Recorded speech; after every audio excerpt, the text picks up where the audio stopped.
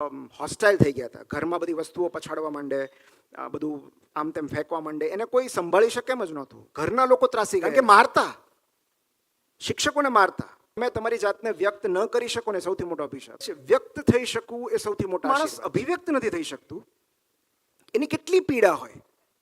19 વર્ષની એક શિક્ષિકા જેની પાસે ખાવાનું નથી, રૂપિયા નથી, કોઈ પ્રિયજન નથી, આખા જગતમાં એકલી છે, એને કોણ મળ્યું? એક સ્ટુડન્ટ. પહેલી વાર એની મુલાકાત ભાષા સાથે થઈ છે. કે આ જગતને એટલી જ ખબર છે કે મેં હેલેન કેલરનું જીવન બદલ્યું છે. હકીકતમાં હેલેન કેલરે મારું જીવન બદલ્યું છે. બરાબર. હેલેન કેલર વિશે આપણે જાણીએ છીએ કે હેલેન કેલરની જિંદગી એના શિક્ષકે સુધારી, એને સુલેવાને. કે એને સુલેવાન ન હોત તો હેલેન કેલર ન હોત. તો એને માણસ બનાવી એને સુલેવાને, એને ભાષા સાથે મુલાકાત કરાવી એને સુલેવાને, એને બ્રેલ લિપિ સુધી પહોંચાડી. રાઈટ. પણ તમને કોઈને ખબર નથી, જે મને ખબર નહોતી, કે એને સુલેવાન શું કહે છે. એક 5 મિનિટ પછી આપણે ફોર્મલ બધું શરૂ કરીએ. કે એની ઓટોબાયોગ્રાફી છે. તમે બ્લેક મૂવી જોયું હશે. ઓકે, તો એના પર જ છે, હેલેન કેલર ઉપર. કે એને સુલેવાન જે છે, જે હેલેન કેલરના શિક્ષક છે, એમનો જન્મ બહુ ગરીબ પરિવારમાં થયો હતો. અત્યંત ગરીબ પરિવાર. ઘરમાં ખાવા માટે અનાજ નહોતું. એમના મમ્મીનું બહુ જલ્દી, એટલે એમની વય બહુ નાની હતી ત્યારે અવસાન થયેલું. અને એમના ફાધર પછી એમણે બીજા મેરેજ કરી લીધા. તો આ બંને બાળકો, એને સુલેવાન અને એનો ભાઈ, એ બંને એક અનાથાશ્રમમાં ચાલ્યા ગયા, કારણ કે એમનું કોઈ હતું નહીં કરવાવાળું. પછી એના ભાઈને એક ગંભીર બીમારી લાગી, જેના કારણે એમનું ડેથ થયું. તો આ આખા જગતમાં એક જ જણ બાકી રહી, જે આપણે કહીએ ને કોઈ છે જ નહીં જીવનમાં, કોઈ ઓળખીતું નથી, કોઈ સંબંધ નથી, શું કરવાનું મારે. સો શી વોઝ પર્પઝલેસ. કોઈ એમ જ નહોતો લાઈફનો. શી વોઝ લાઈક એવી અત્યંત ગરીબ ફેમિલીમાં હતા કે એમની પાસે કોઈ પર્પઝ નહોતો. એન્ડ કરેક્શન એ છે કે એને સુલેવાનની આઈસાઇટ તો બરાબર હતી, પણ હેલેન કેલરને રૂબેલા થયું હતું અને એને સાંભળવાની શક્તિ અને આઈસાઇટ બધું ચાલ્યું ગયું હતું. અને એ જન્મથી બહેરા મૂંગા નહોતા, પણ એમને આઈ થિંક 18 મહિનાની ઉંમર હતી ત્યારે એમને ઇન્ફેક્શન થયું અને શી લોસ્ટ હર આઈસાઇટ, હર હિયરિંગ એબિલિટી. અને એટલે બહુ હોસ્ટાઇલ થઈ ગયા હતા. ઘરમાં બધી વસ્તુઓ પછાડવા માંડે, બધું આમ તેમ ફેંકવા માંડે. એને કોઈ સંભાળી શકે એમ જ નહોતું. ઘરના લોકો ત્રાસી ગયેલા. અને ત્યારે જે શિક્ષકો આવે, જેને કેરટેકર હોય, એ ટૂંક સમયમાં છોડીને ચાલ્યા જાય કે આની સાથે ન રહેવાય, કારણ કે મારતા, શિક્ષકોને મારતા. જે હાથમાં આવે એ ઉપાડીને ઘા કરે. એવા સમયે આને કોઈકે ઓફર મોકલી કે આવી એક છોકરી છે ગાંડી, એને તારે તું એની સંભાળ રાખીશ, બિકોઝ આની પાસે બીજું કાંઈ હતું જ નહીં. શી ફાઉન્ડ અ પર્પઝ કે હા હું રાખીશ. અને થોડા સમય તો એને સુલેવાન માટે બહુ ટફ ડેઝ હતા કે આને કઈ રીતે આને સંભાળવી.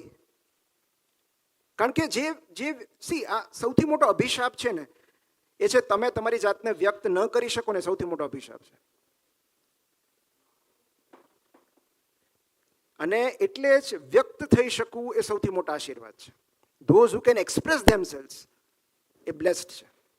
કોઈ પણ સ્વરૂપમાં હોય, આર્ટના સ્વરૂપમાં હોય કે કોઈને કહીને હોય કે ડાયરી લખીને હોય, દે આર બ્લેસ્ડ. કે જે માણસ અભિવ્યક્ત નથી થઈ શકતું, એની કેટલી પીડા હોય. કે એ શું બોલે છે કોઈ સમજે નહીં, કોઈ શું બોલે છે એ સાંભળે નહીં, કાંઈ દેખાય નહીં આખું જગત. તો કેટલો ગુસ્સો આવે. અને એ બધો ગુસ્સો એ ઘરના ઉપર નીકળે, શિક્ષકો ઉપર નીકળે. અને ત્યારે એને સુલેવાન શરૂઆતમાં તો એને એમ થયું કે આને કઈ રીતે હું સંભાળીશ. પછી એણે એવી યુક્તિ કરી કે ભાઈ એને ફેમિલી મેમ્બર્સને એવું કહ્યું કે તમે આને મારા હવાલે કરી દો, તમારા બધાની હાજરીમાં હું આને નહીં હેન્ડલ કરી શકું, તમે આને મને સોંપી દો. અને એટલે ઘરથી થોડેક દૂર એક કોટેજ હતું. એ કોટેજમાં એને સુલેવાન અને હેલેન કેલર બે રહેતા. ત્યારે આઈ થિંક, જો હું ભૂલતો ન હોઉં તો હેલેન કેલરની ઉંમર 6 કે 7 વર્ષની હશે અને એને સુલેવાનની ઉંમર 19 વર્ષની હતી. 19 વર્ષની એક શિક્ષિકા જેની પાસે ખાવાનું નથી, રૂપિયા નથી, કોઈ પ્રિયજન નથી, આખા જગતમાં એકલી છે. એને કોણ મળ્યું? એક સ્ટુડન્ટ.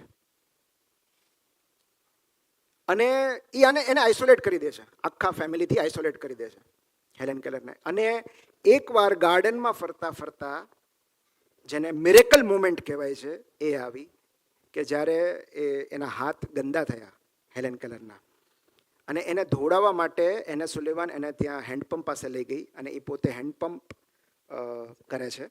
અને જે હાથ બગડેલો છે એ જમણો હાથ એ પાણીની નીચે રાખે છે. ત્યારે આને શું સૂઝ્યું કે એણે એના ડાબી હથેળીમાં વોટર લખ્યું, WATER, વોટર. અને એ શબ્દથી હેલેન કેલરનું જીવન બદલાયું. બિકોઝ પહેલી વાર એની મુલાકાત ભાષા સાથે થઈ. અત્યાર સુધી એને ભાષા શું છે ખબર જ નહોતી. અને એક જ દિવસમાં તેઓ 30 નવા શબ્દો શીખ્યા. અને પછી she was the first graduate, right, 90 Radcliffe college, એમને કોલેજનું નામ એ ખબર છે, બેચલર ઓફ આર્ટ્સમાંથી. અને એમની જે ઓટોબાયોગ્રાફી છે એને 2-3 એડિશન આવી. એનું નામ હું ભૂલી ગયો, માય સ્ટોરી કે નહીં, હું નામ ભૂલી ગયો એમની ઓટોબાયોગ્રાફીનું. પણ એનું કવર પેજ મને યાદ છે. એમાં 2 કવર પેજ છે. એક કવર પેજમાં એક ફૂલ સૂંઘતો એમનો ફોટો છે. તો એ બતાવે છે કે મારી આંખો નથી, કાન નથી, પણ હું સૂંઘી તો શકું છું ને આ જગતને.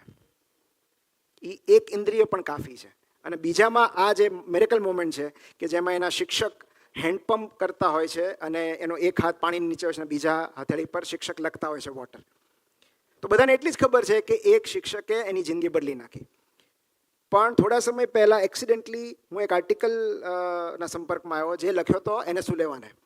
અને એને સુલેવાને એવું લખ્યું છે કે આ જગતને એટલી જ ખબર છે કે મેં હેલેન કેલરનું જીવન બદલ્યું છે. હકીકતમાં હેલેન કેલરે મારું જીવન બદલ્યું છે.